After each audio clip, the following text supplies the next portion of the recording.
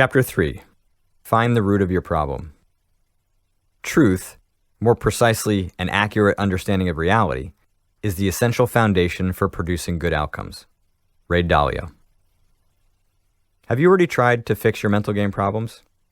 If so, you're like many of my clients. You've likely read books, talked with other traders, and tried a number of things to stop emotions from interfering with your trading. And despite your best efforts, you've been unsuccessful. Here's an analogy that may help explain why you're still struggling. If you had a toothache that wouldn't go away, you wouldn't think the solution was just keep brushing your teeth. You'd go to a dentist and get an x-ray, so you'd know what was really going on. Only once you knew what was really going on, based on the examination and the x-ray, would you know how to fix the problem. You need a root canal. It's essentially the same with solving your mental game problems. At this point, you've learned that emotions are signals of hidden flaws. You've also learned how to map the pattern in which those flaws appear. But we haven't yet examined the root of the problem. What's more, we also need to look deeply into how you've been trying to improve as a trader. Put another way, it's not just that you have a toothache. The way you've been brushing your teeth is a problem. That's what's led to the need for a root canal. My mental game system uses some unique approaches to x-ray what's going on so you can fix the problem at the root. First, we look at your day-to-day learning process to find inefficiencies that may be causing emotional volatility. Ineffective learning is the cause, or partially to blame, for a huge number of mental game problems, regardless of your level of expertise. This content tends to surprise my clients, but once they dig into it, they find it invaluable. You're going to realize that the ways you've been learning can improve with a more reliable structure and a core concept, the inchworm. This concept gives you a visual representation of the learning process, so you can test how well you're learning and identify flaws holding you back. When it comes to actually how you learn, there's a wide variation in the organization and approach traders use and how effective they are. Regardless of where you sit in that range, by taking a more organized and dynamic approach to how you learn, you can maximize the efficiency of your learning process by avoiding the most common pitfalls. Become more emotionally stable. Develop greater consistency through the ups and downs in your results. Create new ways of evaluating progress and performance that go beyond P&L. Reach the zone more consistently. Become more adaptive to a rapidly changing competitive environment. Maintain interest and enthusiasm, which prevents plateaus, boredom, and burnout. To close out the chapter, you'll learn how to use a tool my clients find essential to their progress: the mental hand history. This tool helps you to develop a new perspective for problem solving and streamlines your efforts to identify the root problem and determine a correction to it. Let's kick off the chapter with some of the unexpected yet common learning flaws that undermine emotional stability and consistency in your trading. Common learning pitfalls. In the course of your lifetime, you've learned everything from how to walk and talk to the requisite trading expertise, such as interpreting a variety of indicators or fundamentals. You had to learn all of it. But how often do you consider the role of learning as it relates to your mental game? If you're like most traders, not often. Yet flaws in how you've been learning are a likely contributor to emotional instability. This is a critical concept. When traders know what to truly expect of themselves, they stop fighting against what they think is true and can instead work within the reality of what's actually true. Inefficiencies in learning can be hard to spot. Take the common scenario that many traders go through at some point, transitioning from a demo account or paper trading to the live market. This is an important step that typically happens at the beginning of a career, but it can also occur for some traders when they adapt a discretionary strategy or experiment with a new system. Many traders have had the experience of being a star in a demo account, only to struggle in the live market. They can't execute with the same calmness and precision. There's hesitation, uncertainty, and overthinking that didn't exist in the simulator because those results didn't actually matter. It can be easy to misinterpret those signals as fear, when the simpler explanation is a learning error, failing to understand how to make the transition to the live market. This common error in learning happens in many performance arenas. The golfer who doesn't play as well in a tournament as in a practice round, or the new actor who kills it in rehearsals but can't deliver on stage. Like many golfers and actors, if you believe the sim and the live market are the same, there's a fundamental flaw in your understanding of performance.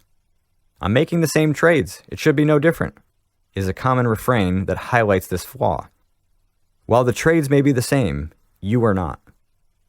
In the live market, your results actually matter. Your money is on the line, among other things, like your reputation, confidence, and future. That's not the case trading a simulated market. The truth is, there's a gap. And no matter how much you tell yourself to treat the sim like the live market, they're not the same and never will be. Amped up nerves are an inherent part of competing in an intense environment with a great deal on the line, and where you have a lot to learn or prove. This is how the nervous system responds to such situations. And having your nerves dialed up helps you learn. Your ability to sense and perceive the environment is heightened thanks to your nervous system. You absorb more data than normal, and this helps to fuel the zone and high-level intuition. Pressure and nerves are a vital part of the transition. If, however, you believe they're inherently a problem, or that you can't handle the pressure, secondary anxiety will accumulate, and that will cause a drop in performance. The flaw here is not that you feel some pressure or nerves. It's expecting your body to respond to the learning process without them.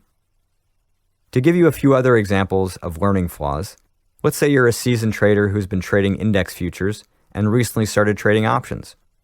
When you make what you assume to be a stupid basic mistake like sizing too large, you get extremely frustrated with yourself. You're a seasoned trader and you should know better. But really, the mistake could be evidence that your knowledge from trading futures doesn't entirely translate to options. There's still a transition to make, and you have to complete the learning process. Or perhaps you didn't realize that high levels of competence can be a buffer against underlying emotional flaws. For example, you sized too large because a series of losing trades triggered anger. This hadn't been a problem for a long time, but the newness of trading options exposed an old emotional flaw. Either way, trading a different market made a basic mistake more likely, but if interpreted the right way, the mistake can be corrected quickly. Or maybe you tend to overconsume data by trying to learn more and more without fully absorbing it. You may not realize this flaw can cause your performance to have big ups and downs. Sometimes your sense of the market is spot on, but that happens infrequently. More often you have varying degrees of confusion, overthinking, and second-guessing your moves. There are too many ideas or angles in your head to make sense of. You get frustrated, stressed, and assume the best thing is to take a few days to clear your head. That might work in the short term, but this problem keeps resurfacing again and again. The obvious problem is the secondary frustration and stress, so you assume it's a mental game problem, but it could simply be a basic error in how you're consuming and processing information. Finally, when correcting your problems with greed, anger, fear, confidence, or discipline, you must go through a learning process. Too often, traders believe these problems have quick fixes. But just as you can't become a competent trader overnight, you need to go through a learning process to eliminate a mental game problem. When you think of correcting emotional issues as a learning process, you'll be able to recognize progress and make the necessary adjustments. If you don't take this strategic approach, your expectations are automatically out of sync with reality. Not only are you dealing with the original problem, but you also create secondary layers of anger, fear, low confidence, etc. as you attempt to correct your issues. You become angry that you haven't yet corrected your anger or lapses in discipline. You worry that your fear isn't getting better fast enough. You lose confidence that you can regain your confidence. Without understanding the learning process, you misread or ignore signs of improvement, causing you to abandon a strategy that's actually working, just not in a visible way to an untrained eye. Many of you fall in this category of having unsuccessfully tried to fix your trading problems. Understanding the learning process removes this layer of complexity and allows you to correctly identify whether your mental game strategy is working or not. In the next section, you'll learn about a concept that I created early in my career as I was thinking about how to communicate the learning process to poker players. The inchworm concept forms the foundation of an organized and logical structure for learning. For the seasoned traders out there, this theory may be obvious in practice, but many of my clients have found that it illustrates their existing efforts to improve, and this in turn helps them become more efficient at developing their expertise. The inchworm concept. The inchworm concept is literally based on the inchworm, a caterpillar that moves in a distinct way. If you've never seen the way an inchworm moves, it starts by stretching its body straight, anchoring the front feet, and then lifting up from the back end. It then bends at the middle to bring the two ends closer together, anchors the back feet, and then stretches its body straight again to take another step forward. An inchworm looks like a bell curve that moves. As it relates to trading performance, a bell curve can show the natural variation that exists in your decision making. Think for a moment about the quality of your trading decisions over the last 6 to 12 months, or longer if you only make a small number of trading decisions per month. To illustrate a point, let's say you were able to accurately rate the quality of all of these decisions on a scale of 1 to 100, where 1 represents your worst decisions and 100 is your best, and then plotted them on a graph. What you'd see is a bell curve, showing the variation in your performance from best to worst and everything in between. This defines your current range of decision making. All the knowledge and skills that you're currently learning exist within that range. Every day you show up to trade, you're bound by your range. There's a limit to how bad your decisions can be, and there's a cap to how good your decisions can be as well. As a trader with 10 years of experience, it's no longer possible, under any circumstance, for you to think about a trade as rudimentarily as you did when you were 6 months in. From a performance standpoint, there's a proverbial stop loss limiting how bad a decision you can make.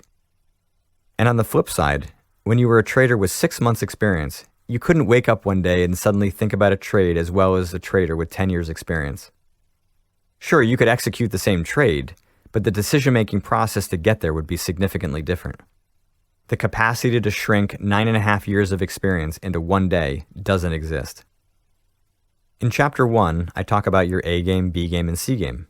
The bell curve illustrates how each level looks on a graph, and the inchworm concept helps you see, track, and improve performance over time. The concept of inchworm comes in when you look at how improvement happens over time. A bell curve is a static snapshot of your performance over a defined period of time and shows how frequently you were trading well, at average, or poorly. Improvement is the forward movement of a bell curve over time, something an actual inchworm illustrates perfectly in the way it moves. Consistent improvement happens by taking one step forward from the front of your bell curve, where your A game becomes even better, followed by another step forward from the back, where your C game becomes less terrible. Over time, that improvement from both sides of your range moves your entire bell curve further to the right on the graph. At that point, your old C game disappears, and your stop loss for poor decision making has moved forward. It's no longer possible for you to make the trading errors or think about a trade as you did at that previous level. Your old B game becomes your new C game. Your new B game is now at the level of your old A game, and you have the opportunity to find a higher level of performance that becomes your new A game. If you focus only on front-end improvement, as many traders mistakenly do, your range gets wider. As a result, a host of problems develop, including wild swings in execution, plateauing, burnout, and the inability to maintain high levels of focus. Contrary to what many traders implicitly believe, your back end doesn't automatically move forward because the front end did. To counter this, you must consistently focus on back-end improvement, especially when you reach a new peak in your ability. Some traders instinctively try to fly too close to the sun, and they push the front end as far as they can. They end up looking greedy and get burned by a big drawdown. These huge missteps can be avoided by understanding how back-end weaknesses trip you up. Instead of continuing to push higher and higher, focus on correcting your current greatest weaknesses, consistently. That moves the back end of your bell curve forward and allows you to take a step forward from the front without increasing your risk of blowing up. Everyone wants to be at their best more often and improve faster. The inchworm concept helps you to get honest and clear about your weak points in an organized way. When you're well prepared, you can guarantee improvement every day. Your capacity for learning, the key to fast improvement, will be at its peak. The cause of variation. As long as you're trading, you'll always have aspects of your performance that represent the peak of your ability and the flip side, your worst. Always. Perfection isn't possible over a large number of trades because the definition of perfection continues to evolve. There are times when your sense of the market is spot on and you make phenomenal decisions, and other times you don't. Trading is a dynamic profession that's constantly becoming more competitive. This means that the definition of perfection, or even solid performance, is a moving target. As long as your performance evolves, that means you're learning. And if you're learning, there will always be a range in the quality of your decision making. Variation also exists because as humans, we're highly dynamic, and there are a large number of variables that impact us, including whether we got enough sleep, exercised, ate right, felt physically healthy and emotionally stable, etc. Now add to that the complexity of the financial markets. Not only are you continually figuring out how to best play the game, but the game can change at any moment. Each individual area causes variability. The key is to solve for as many of those variables as you possibly can and reduce the amount of variation in your performance. Inchworm forces you to define the different levels of your range and identify the variables that influence your performance in explicit and detailed terms. For example, those traders who take physical health as seriously as other professional performers, such as athletes, can more consistently stabilize their performance. Their inchworm becomes narrower. By identifying causality, you gain control over distinct variables that were previously beyond your scope. This book is intended to do that from an emotional standpoint, narrowing the variation that exists within your emotional ups and downs. For the more statistically minded, I want to point out that the discussion of the bell curve is meant to be illustrative and not perfectly accurate. Depending on your data set, your bell curve could easily be skewed to the right by a higher frequency of peak level decision making, or to the left from a larger sample of poorer decisions. If you're killing it for 6 months in a row, the average would skew right, and there would be a flatter tail to the left. But the flip side can be true. When you're in a prolonged slump and performing poorly, the curve would skew left towards your C game. Even though your curve may be skewed, the concept still applies. Define your range with the A to C game analysis. Imagine being given a superpower that allows you to see where exactly the line is between variance and your skill. It's not one that they'd ever make a movie about, but as a trader, it would be pretty valuable. Suddenly, you'd have the ability to always know your real edge. A power like that would take a lot of the uncertainty out of trading and make your confidence much more stable. On days where you got crushed, but upon reflection wouldn't change your decisions, you wouldn't feel as bad as you do normally. On the flip side, on days where you make an insane amount of money, but they resulted from a series of errors you made that happened to work out, you wouldn't feel as good. Obviously, no one has this power, but the idea of having a more objective way of evaluating your skill is appealing, isn't it? When you have a clearer way of knowing how you're trading, in real time and day to day, you can focus less on P&L and more on process and execution. You can tolerate short-term ups and downs a lot better, especially in a drawdown or a rush, and your emotions will be more stable. The A to C game analysis is one of the centerpieces of my system because it delivers those benefits. The tool is straightforward and can use the details you gathered mapping your problems. Essentially, you identify the key descriptions of each level, A game, B game, and C game, and separate your mental game from your tactical skill. Here's a sample to give you an idea of what it looks like. Mental game. C game. Distracted, risk-averse, hesitating, forcing trades to overcome hesitance, no patience, negative self-talk, self-doubt, trading P&L. B game. Overthinking, attention on wrong market, losing focus, missing obvious trades, looking at P&L, reacting slower, going against gut. A game. Very relaxed, decisive, patient, confident, trusting gut. Tactical skill. C game.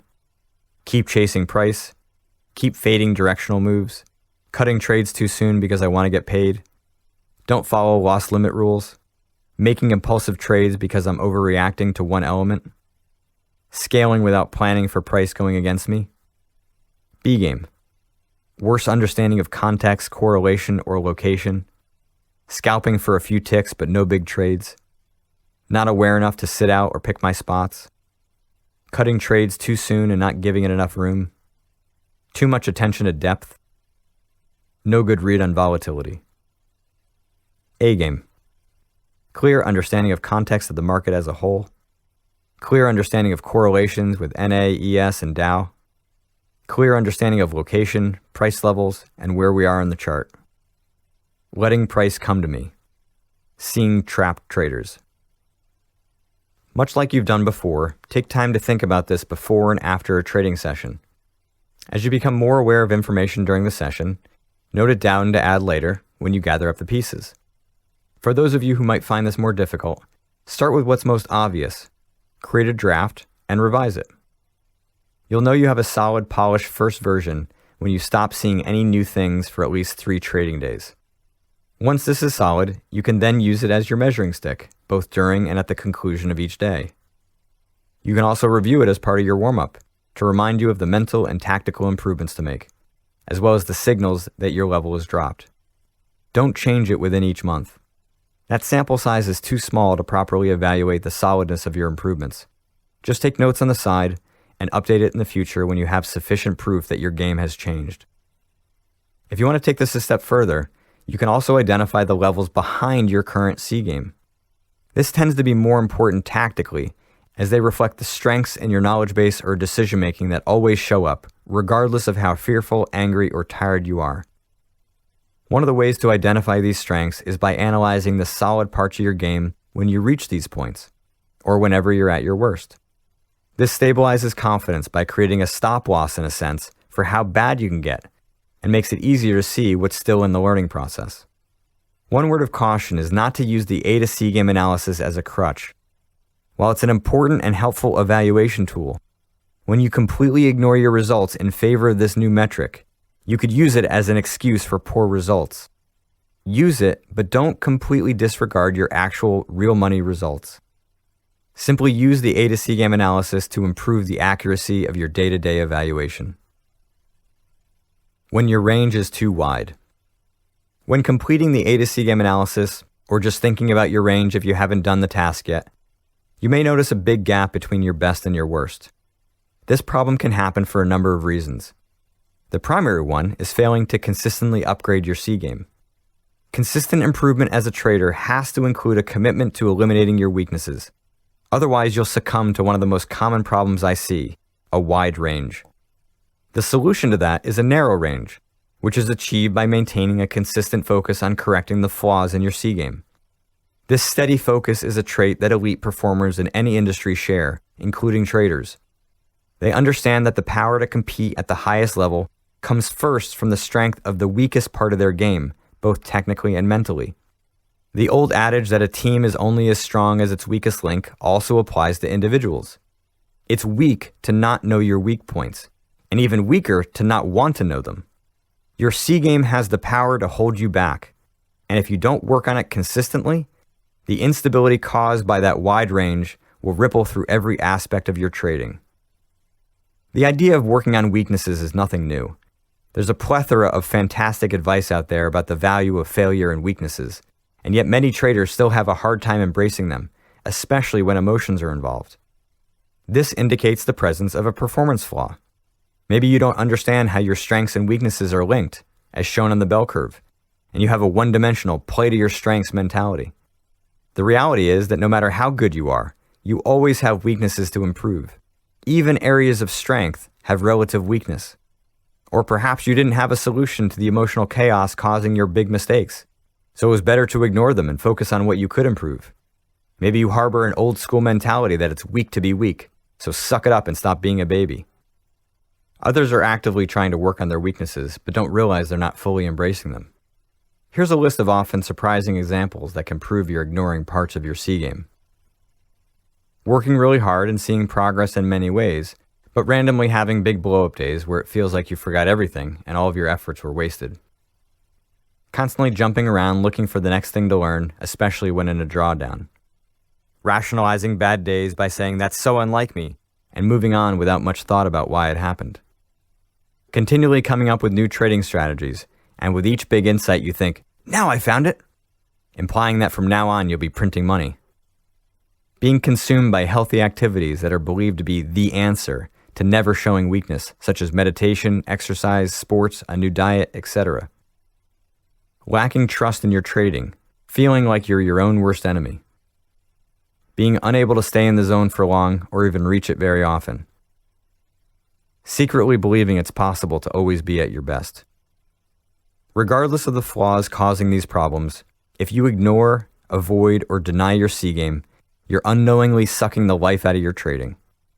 Continually correcting the flaws in your C game is an essential part of your growth. Inchworm provides a practical way to understand the learning process and the value of embracing weaknesses and mistakes. You'll be able to more clearly focus on the precise reasons these setbacks, failures, or mistakes happen and how to prevent them in the future. With all this talk about weaknesses, I want to make one thing clear. My goal is not to make you accept your weaknesses, feel good about them, and that's it. Since you'll always have them, why not have a constant desire to eliminate the weak points in your trading? It's actually pretty simple when you think about it. Your job is to suck less. The key to moving your inchworm forward is sucking less in key moments when your C game is likely. You must take advantage of these opportunities because it can transform your trading. Those moments are challenging. Emotions often run high, and it's easy to lose sight of the long-term reality. The more you succumb to those mistakes, the better you get at making them. Learning is never neutral. Plus, there's a direct relationship and connection between your peak and the strength of the back end of your inchworm. By sucking less in those moments, you can make it easier to get in the zone. That simple idea of sucking less was significant for Brian, a futures trader from Canada who had been trading full-time for about 5 years. Along with the visual of the inchworm, he was able to solve a majority of his problems with greed and fear almost immediately. That's because his emotional problems weren't deeply rooted. Instead, problems with focus, procrastination, and a lack of structure were the real culprits. Throughout the trading day, Brian was constantly envisioning a future with lots of money, where he was trading from the Caribbean and living an island lifestyle. This dream was a persistent distraction that took away the focus and urgency he needed each day to materialize that vision. He'd skip out on his pre- and post-market routines and avoid watching videos to expand his trading acumen. During the trading day, he'd get distracted and then just walk away and do something unrelated to trading. The emotions came in seemingly random fashion. There would be periods where greed would kick in. Brian would feel on top of the world, and he'd take position sizes that were too big, assuming they would never lose. At other times, he was so fearful of losing or making a mistake, he would only take perfect setups, and therefore missed a lot of opportunities. Once he was in a trade, he'd be too focused on P&L rather than price action, and couldn't let the trade play out. He'd either quickly take profit or panic sell once it retraced, because he didn't want to lose. Or those missed opportunities would spark FOMO, and he'd try to pick its top or bottom, only to get stopped out for going against momentum. The combination of greed and fear, along with focus problems and procrastination, crippled his ability to trade. He worried about failing, going broke, and embarrassing himself. But as severe as all this sounds, greed and fear were actually a result of the fact that his big aspirations and high expectations lacked a framework and the discipline to achieve his dream. In our first session, the inchworm concept immediately resonated, and Brian realized that he was stalled out because he wasn't actively trying to move forward. It's really hard to go forward if you're stretched out flat, he noted. That led us to create weekly goals that were achievable, with daily benchmarks to measure progress. This allowed him to break out of the need to make money now, and focus instead on a daily process of sucking less. For Brian, the concept of not having to be perfect, to just be 10% less bad, clicked, and reduced the severity of his procrastination. Previously, he'd skip his routine entirely if he couldn't do it perfectly. Now, he understands the definition of perfection rises over time, and that he needed to suck less to be more perfect. He laid out an approach for the day in the markets that has benefited him significantly. He's taking more trades, has a higher win-loss ratio, and is more profitable. His R factor increased from around 1.25 to 2.25. He's able to stay in trades longer, let them play out, and trust the process. All the things that he knew he needed to do but couldn't. That doesn't mean that he has all the answers now, but he has a framework that explains why he was struggling. And that gives him the direction and stability to make continual progress. Truth be told, the inchworm concept